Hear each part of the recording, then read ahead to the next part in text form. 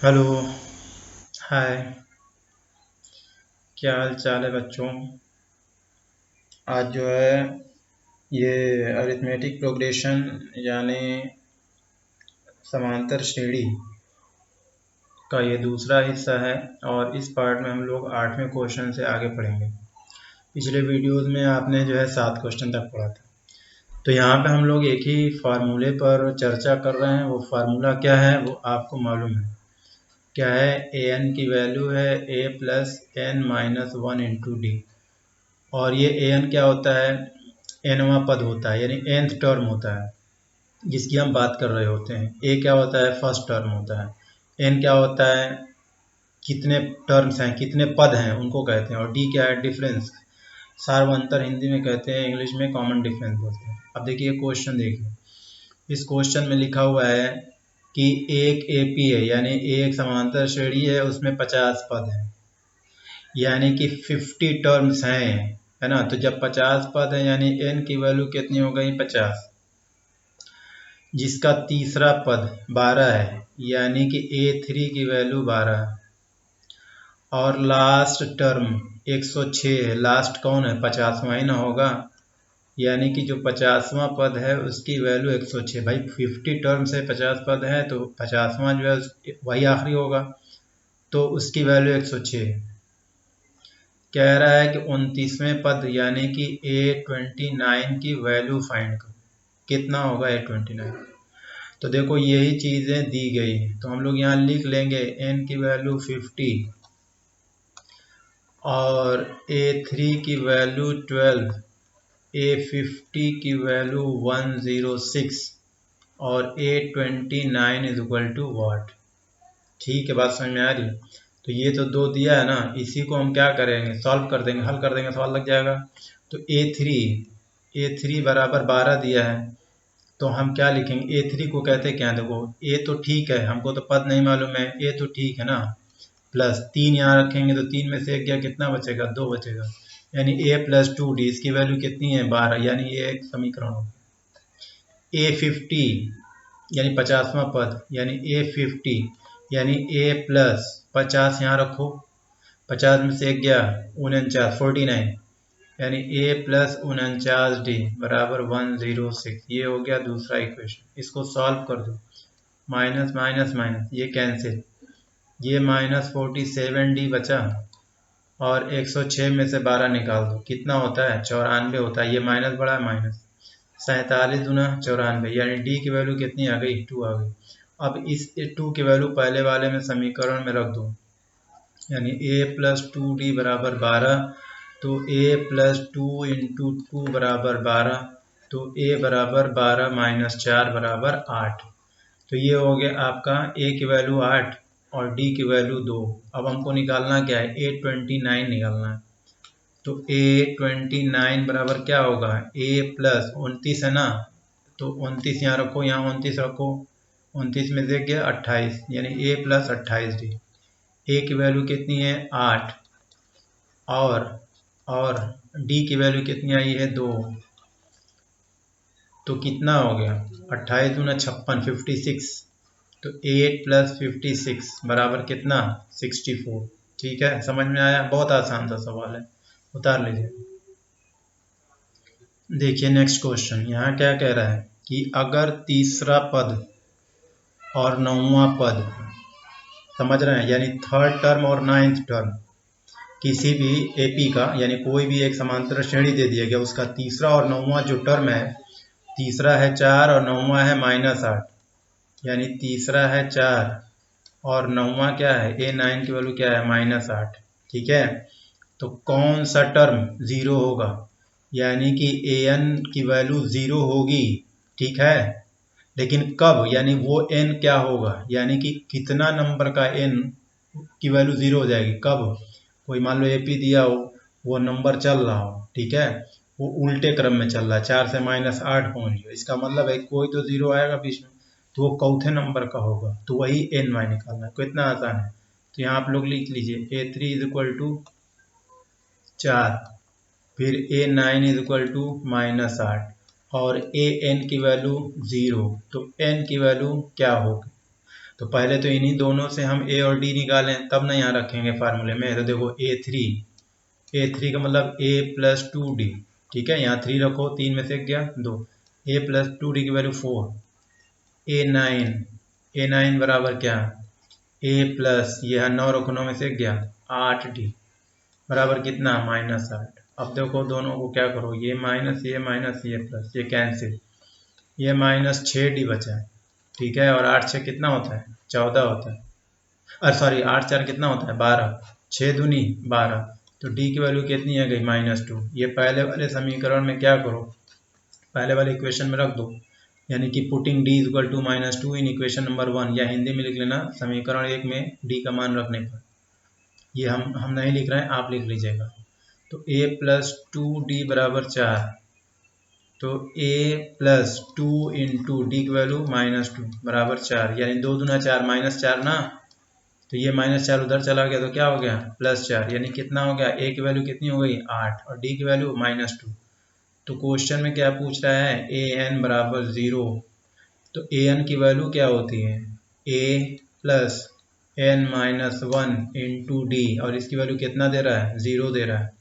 अब a यहाँ पर कितना आया है, 8, यहाँ 8 रख लो, प्लस n नहीं मालूम है, छोड़ दो, 1 है, d कितना है, -2 रख लो बराबर 0, मल्टीप्लाई कर दो, तो ये हो जाएगा 8, माइनस का मल्टीप्लाई किया तो -2n, और इसमें प्लस किया तो ये माइनस और माइनस प्लस, 8 में ये 8 2 10, 10 उधर चला गया, तो जब 10 उधर चला गया तो यहाँ पर -2n बराबर -10, 8 2 10 उधर चला गया -10, तो 2n है ना, तो n बराबर क्या होगा, -10/-2 यानी कि 5, यानी कि वो कितने नंबर का पद होगा, 5वें नंबर का पद होगा, जिसकी वैल्यू क्या आएगी, 0 आएगी। समझ में बात आ रही है, उतार लीजिए।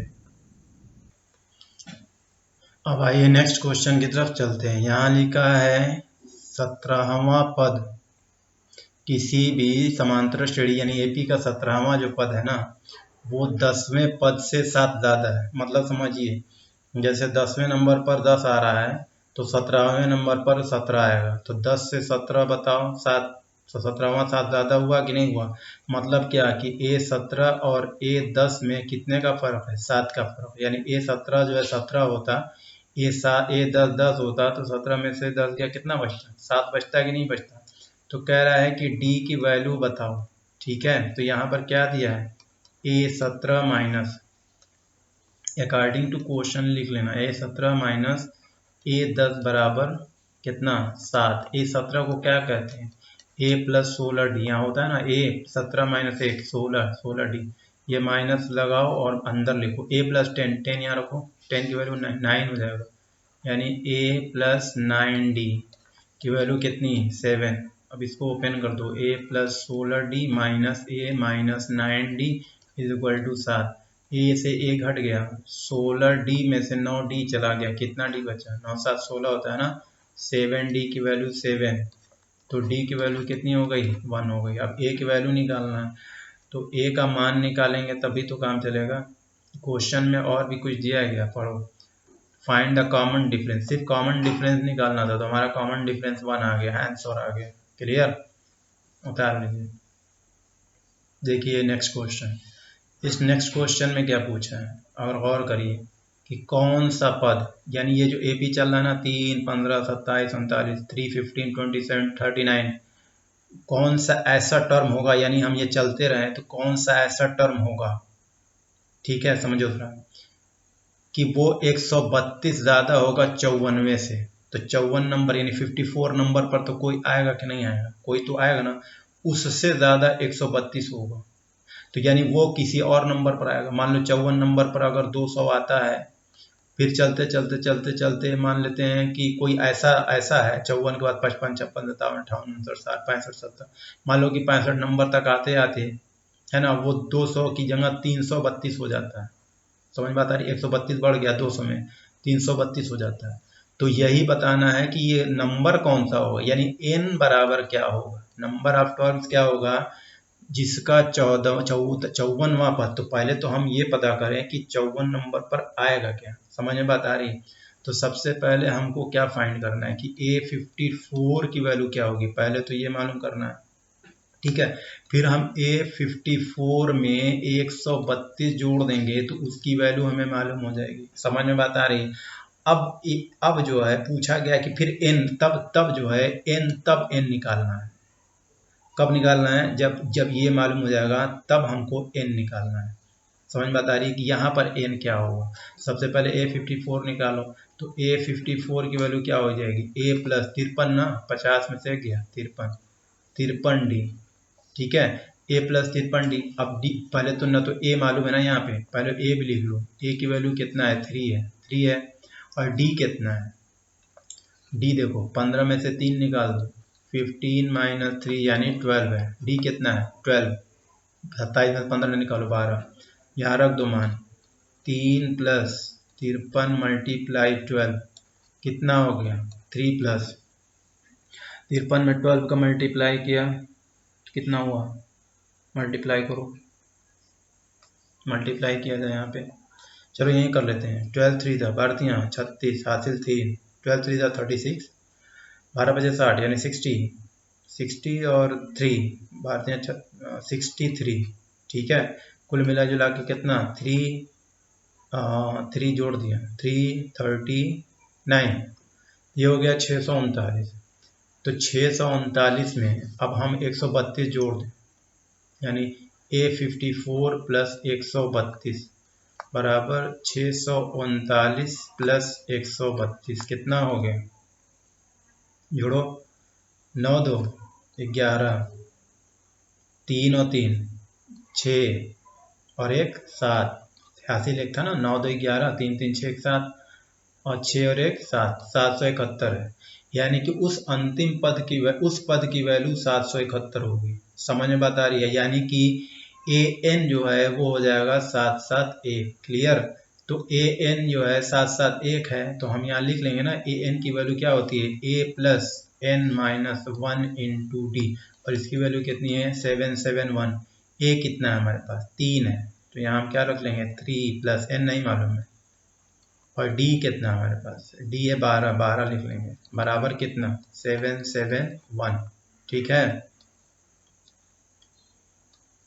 अब देखिए यहाँ पर 12 का मल्टीप्लाई कर दीजिए, 12n माइनस 12 बराबर कितना 771, ये 12 इधर चला गया, 3 भी इधर चला गया, तो 12n की वैल्यू क्या हो गई 771 प्लस 12 माइनस 3, तो n की वैल्यू क्या होगी, जोड़ लीजिए, यहाँ तो 9 बचा, ये 780 हो गया, यानी 780 बटे 12, 12 छके 72, 12 छके 72, 72 का मतलब समझते हैं 72, 12 6 72, बचा कितना 60, 12 पचे 60, यानी वो 65वां पद होगा, यानी कि n की वैल्यू होगी 65, यानी वो 65 65वां पद होगा, जिसकी वैल्यू 94 से 132 ज़्यादा होगी। समझ में बात आ रही है, तो उतार लीजिए पूरा।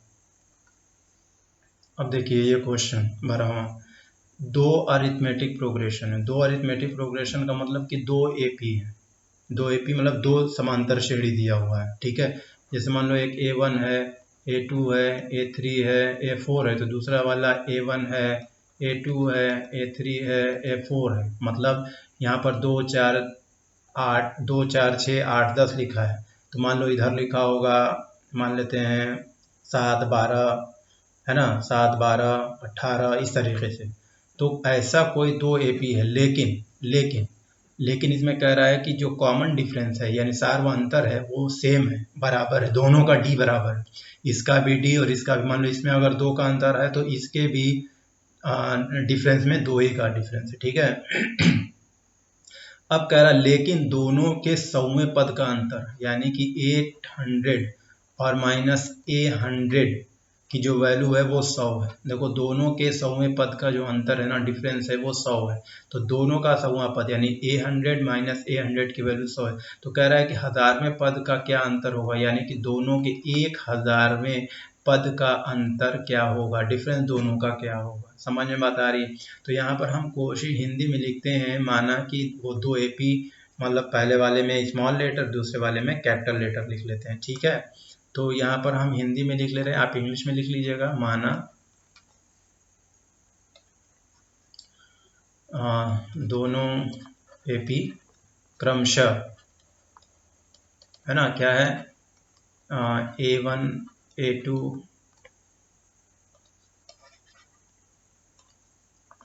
A1 A2 A3 A4 तथा एंड A1 A2 A3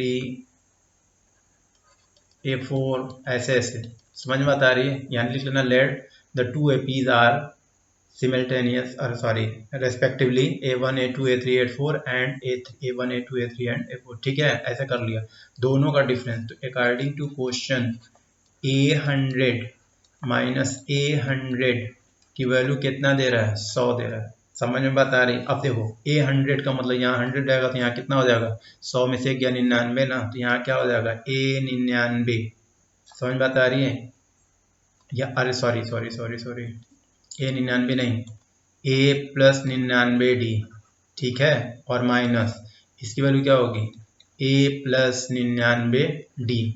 समझ में बात आ रही है भाई? यहाँ पर भी 100 रखोगे बराबर कितना? 100। D तो दोनों का सेम है ना, तो इसको ओपन कर लो। A+99D माइनस A-99D बराबर 100। तो देखो ये D और ये घट गया, बचा क्या? A माइनस A बराबर 100। ठीक है, अब देखो A1000 माइनस A1000। ठीक है, इसकी वैल्यू क्या होगी? देखो A1000 का मतलब क्या? A+999D। ठीक है, बात समझ में आ रही ना? Minus A+999D। क्लियर? तो देखो अब दोनों का 1000 में पद का अंतर क्या होगा? तो पहले हम इसको हल कर लें। ये ओपन करो, A+999D माइनस A-999D। माइनस क्या हुआ? ये प्लस का माइनस में मल्टीप्लाई हुआ, इस प्लस का इस माइनस में, तो माइनस। ये कैंसिल, बचा क्या? A माइनस A बचा। अच्छा, यहाँ पर क्या आया है? Equation number 1, A minus A की वैल्यू 100, तो यहाँ पर A माइनस A अतः, है ना, अतः क्या है? A माइनस A बराबर 100। समझ में बात आ रही है? यहाँ पर नहीं मालूम है क्या होगा। ठीक है, क्या है नहीं मालूम है, तो क्या है भाई? यहाँ पर क्या है? A माइनस A की वैल्यू कितनी है? 100 है, इसे A माइनस A बराबर कितना? 100। क्लियर? बहुत इजी सा क्वेश्चन था। चलिए नेक्स्ट क्वेश्चन पर ध्यान देते हैं।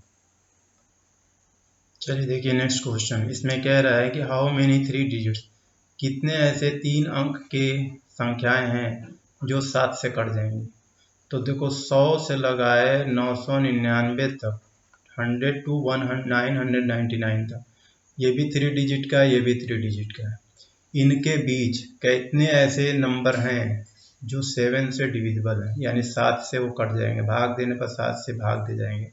सबसे पहले हम ये पता करें कि हमारा पहला पद क्या होगा। देखो डिफरेंस तो 7 आने वाला है, तो यहाँ पर सबसे पहली बात ये हुआ कि D की वैल्यू हो गई 7। एकदम क्लियर है?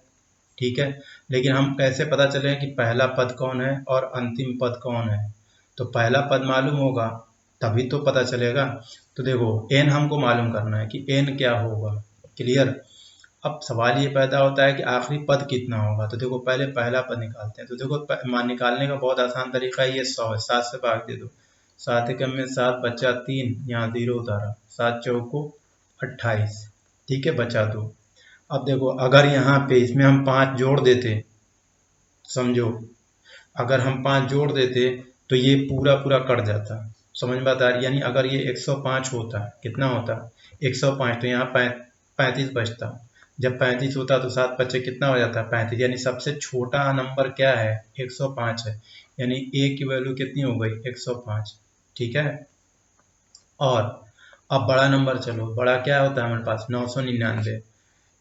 ये तरीका होता है। अभी हम ऐसे कई क्वेश्चन पढ़ेंगे, ठीक है ना। अभी और आने वाले वीडियो में इसमें कि हम कई क्वेश्चन पढ़ेंगे। 7 1 ज़ा 7, 7 4 ज़ा 28, 7 3 ज़ा 21, तो कटेगा नहीं।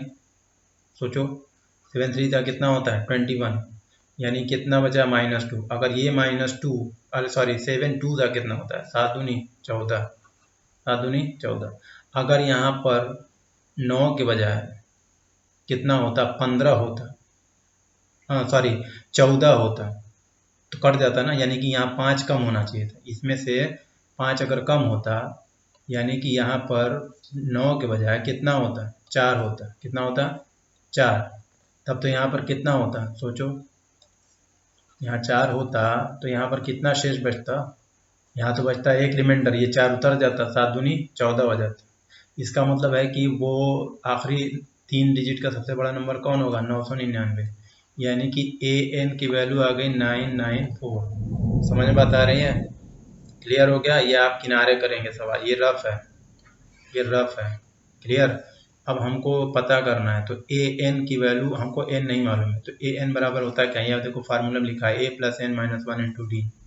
तो a हमारे पास है 105, ठीक है, प्लस n नहीं मालूम है, -1 मालूम है, और d कितना है, d है 7, ठीक, बराबर, और आखिरी पद कितना है हमारे पास, 994, ठीक है। 105 उधर कर दिए, 7 गुणा करो, 7n - 7 बराबर 994 - 105, ठीक है, 7 भी उधर कर दो, तो 7n बराबर कितना हो गया, 105 घटा दो, 994 में से 105 घटा दो, 14 में से 9 5 गया, 9 9 5 14 होता है ना, 94, ठीक है, 8, यहाँ 8 उतर गया, 9 में से 1 गया 8, 8 8 9, समझ में बता रहे, यहाँ कितना हो जाएगा 889। तो n की वैल्यू क्या हो जाएगी, 889/7, कट करो, 7 1 7, 7 1 में 7, 7 दूनी 14, 7 7 49, यानी कि 127 पद, 127 ऐसी नंबर्स होंगे, संख्याएं होंगी जो 7 से कट जाएंगी। यानी 100 पहला होगा 105, फिर 100 होगा 12, 119, फिर 100, मतलब ऐसे चलते चलते 994 तक। समझ में बात आ रही है। और ठीक इसी पर जो है क्वेश्चन नंबर 14 भी दिया गया, उसे भी समझ लीजिए। देखिए नेक्स्ट वाला क्वेश्चन में देखिए, कितने ऐसे मल्टीपल हैं, यानी 4 के ऐसे कितने नंबर हैं 10 और 250 के बीच में, अरे सॉरी, ऐसे कितने नंबर हैं 10 और 250 के बीच में जो 4 से कट जाए भाग देने पर। जैसे ये क्वेश्चन वैसे ये भी है, तो इसमें भी वही है, एकदम सेम क्वेश्चन। हमें क्या मालूम करना है कि हमें नंबर मालूम करना है कि n की वैल्यू क्या होगी, लेकिन 4 से काटना है ना, इसलिए d बराबर कितना हो जाएगा 4। समझ में बता रही। अब सवाल ये है कि 10 के बाद पहला नंबर कौन होता है जो 4 को काट दे, 12 होता है भाई। 10 और 250 के बीच में तो 10 तो कटता नहीं, 11 तो कटता नहीं, 12 कटता है, 4 3 12, यानी a की वैल्यू कितनी हो जाएगी 12। समझ में आ रही। अब आखिरी नंबर 250 है, तो 4 से 250 में भाग दे दीजिए, तो 4 छके होता है 24, यानी 6 4 24, 1 कैरी बचा 10, 4 2 कितना होता है 8, यानी 2, यानी ये अगर 2 यहाँ घट जाता, यहाँ 48 होता, तब तो कट जाता ना, 4 छके 24, 4 दूनी 8, यानी ये 2 क्या करे इसमें से घटा दे, यानी कि an की वैल्यू क्या हो जाएगी हमारे पास 248। समझ में बता रही है। तो हमें क्या निकालना है, an बराबर a + n - 1 × d, तो a + n - 1 × d, तो वैल्यू रख दो ना, इसकी वैल्यू कितनी है 2 4 8 है, a की वैल्यू कितनी है, a की वैल्यू है 12, a की वैल्यू है 12 प्लस n - 1 × dd कितना है 4 है, बराबर 2 4 8। अब ये 12 इधर कर दो और 4 गुणा कर दो, तो 4n - 4 बराबर 2 4 8 - 12, तो 4n की वैल्यू कितनी हो जाएगी, 12 घटाया 36 बचा ना, 236 बचा, और -4 इधर आ गया, +4 हो गया, तो 240 हो गया। तो n की वैल्यू 240/4 कितनी आ गई 60 आ गई। यानी 60 ऐसे नंबर होंगे 10 और 250 के बीच में जो 4 से कट जाएंगे। समझ में बात आ रही है। चलिए हम लोग जो है अब एक और क्वेश्चन की तरफ चलते हैं और उसे भी देखते हैं, 15वां नंबर, कि ये जो है कैसे लगेगा, इसको उतार लीजिए।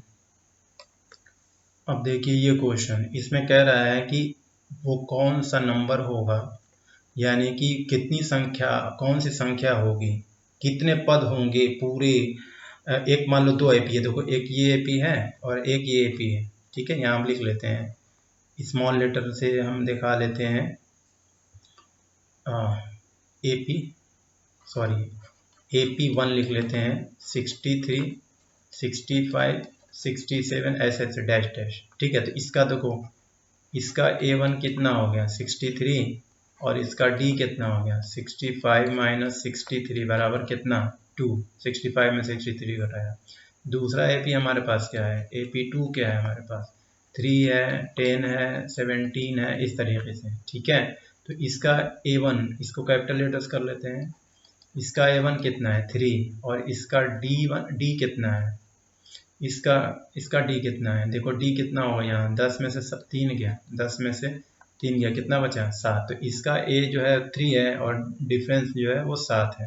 ठीक है, लेकिन सबसे बड़े मज़े की बात क्या है कि जो इसका AN है और जो इसका AN है वो बराबर है, यानी कौन सा ऐसा कोई एक ऐसा पद है दोनों का जो बराबर है, यानी इसका nवां पद और इसका nवां पद बराबर है। ठीक है, इन दो पे, लेकिन यही पता करना है कि वो कौन से नंबर वाला टर्म है जो बराबर है। तो बस हम ऐसे बराबर कर दें और लिख दें। अब इस an की वैल्यू क्या होगी, इस an को अगर हमको लिखना है तो हमको इस फार्मूले को अप्लाई करना पड़ेगा, यानी a plus n minus 1 into D, इसको अप्लाई करना है तो इसके लिए capital A plus n minus 1 into D. ठीक है, अब देखो a की value 63 plus n minus 1, D कितना था इसमें 2 था, 2 बराबर इसका a कितना है 3 है, प्लस n माइनस 1, इसका d कितना है 7 है, मल्टीप्लाई कर दो तो 63 प्लस 2n माइनस 2 बराबर 3 प्लस 7n माइनस 7। ठीक है, ये 2n इधर ले जाओ और ये दोनों सब नंबर इधर लाओ, तो 63 माइनस 2, फिर ये प्लस 3 इधर आया तो माइनस 3, प्लस 7 इधर आया तो माइनस 7, प्लस 7 ना, माइनस 7 इधर आया प्लस 7, देखो ये माइनस में, ठीक है 3 प्लस में था माइनस में, ठीक है ये माइनस में था इधर आ गया, और 7n ये 2n इधर गया तो माइनस 2n। ठीक, अब जरा चेक करो, घटाओ जोड़ो, 63 में 7 जोड़ा 70 हो गया, 63 प्लस 7 70, और इसमें से 5 निकाल दिया तो कितना हो गया 65 हो गया, नहीं 65 हो गया, और 7 में से 2 निकाला 5n बचा, तो n की वैल्यू क्या हो गई 65/5 यानी 13, 13 बचे 65, यानी वो 13वां पद होगा। ठीक है, कौन सा पद होगा 13वां, है ना, जिसकी वैल्यू बराबर होगी। ठीक है ना, दोनों AP की वैल्यू क्या होगी सेम होगी। तो अब ये सब सारे सवाल लगा लिए, अब हम लोग आखिरी क्वेश्चन चलते हैं, देखते हैं क्या है, और जो बचा हुआ क्वेश्चन है वो हम लोग अगली वीडियो में पढ़ेंगे, और भी कुछ एक्स्ट्रा क्वेश्चन होगा तो हम उसको भी अगली वीडियो में आप लोगों को बना के पढ़ाएंगे। देखिए नेक्स्ट क्वेश्चन भी बहुत आसान है, AP हमको बनाना है, तो AP बनाना है तो यानी हमको A भी निकालना पड़ेगा और हमें D भी निकालना पड़ेगा, समझ में बता रही, लेकिन दिया वो, लेकिन क्या है कि जिसका तीसरा पद यानी थर्ड टर्म यानी कि A3 की वैल्यू 16 दी हुई है, और क्या कह रहा है, और सातवां पद पांचवें से 12 ज़्यादा है, एक्सीड मतलब ज़्यादा है, seventh term exceeded the fifth term by 17, यानी कि सेवेंथ टर्म जो है और फिफ्थ टर्म इन दोनों में जो डिफरेंस है वो कितने का है 12, यानी A7 जो है A5 से 12 बड़ा है। समझ में बात आ गई। इसमें का एक सवाल आपने अभी ऊपर लगा रखा है, ये सेम क्वेश्चन है फिर भी मैं लगा देता हूँ, तो आप इसको उतारिए, यहाँ पे A7 का मतलब क्या होता है, देखो 7 है तो यहाँ 7 रखो, यानी कि तो A7 यानी A7 बराबर A प्लस 6D, और A5 की वैल्यू A प्लस 4D। ठीक, बात समझ में आ रही है, या भाई 5 रखो, 5 में से क्या 4D, तो यहाँ लिख लो A7 minus A5 is equal to A plus 6D minus A plus 4D is equal to कितना 12। चेक करो यहाँ पे A plus 6D minus A minus 4D is equal to 12, A से तो 1 घट गया, 2D की वैल्यू 12, तो D बराबर 6, तो जब D की वैल्यू 6 आ गई तो A भी निकाल लें हम लोग, A कितना होगा, तो यहाँ पर देखो, यहाँ पर एक क्वेश्चन है, D की वैल्यू कितनी आ गई 6 आ गई ना, अब यहाँ पूछा है कि एक AP बनाना, लेकिन AP के लिए तो हमें पहला पद चाहिए A चाहिए। अच्छा, यहाँ एक चीज़ और भी दिया हुआ है कि A3 की वैल्यू जो है 16 दिया हुआ है। अब थर्ड टर्म का मतलब क्या होता है, पहला हो गया A, दूसरा हो गया A प्लस D, और तीसरा कितना होता है A प्लस 2D, समझ में बता रही है। तो यानी कि थर्ड टर्म का मतलब a प्लस 2d बराबर 16। तो a प्लस 2d मतलब 2 इंटू 6 बराबर 16। तो a बराबर 16 माइनस 12 बराबर 4, यानी कि a की वैल्यू आ गई 4 और d की वैल्यू आ गई 6। तो AP क्या होगा, यहाँ पर हम लिखते हैं, बना लीजिएगा। तो AP क्या होगा, AP हो जाएगा, पहला हो जाएगा 4, दूसरा कितना हो जाएगा 6 और 4 10, फिर 6 जोड़ दीजिए 16, फिर 6 जोड़ दीजिए 22। ठीक है, ये हो जाएगा। समझ में आता आ गई। तो एक AP बनाना है जिसका तीसरा पद 16 है, तीसरा पद कितना है 16, यानी a प्लस 3d। यहाँ लिखा है ना a प्लस a3 की वैल्यू 16, यानी a प्लस 2d। 3 यहाँ रख लो ना, 3 यहाँ रखो, 3 में से क्या 2, a plus 2d। a plus 2d की वैल्यू 16 यहाँ लिख लो, a3 बराबर 16, इसकी ज़रूरत भी नहीं है। ठीक है, तो ये हो गया क्वेश्चन। तो इस तरीके से बच्चों आपको मैंने जो है ये लेसन में 16 नंबर तक क्वेश्चन आपको मैंने पढ़ा दिए हैं। अब आपको जो है बाकी जो बचे हुए क्वेश्चन हैं वो हम नेक्स्ट वीडियो में पढ़ाएंगे, कुछ एक्स्ट्रा भी क्वेश्चन पढ़ाएंगे। ठीक है, तो पढ़ाई करते रहिए मेहनत से, और वीडियो को लाइक शेयर सब्सक्राइब करते रहिए। Good bye.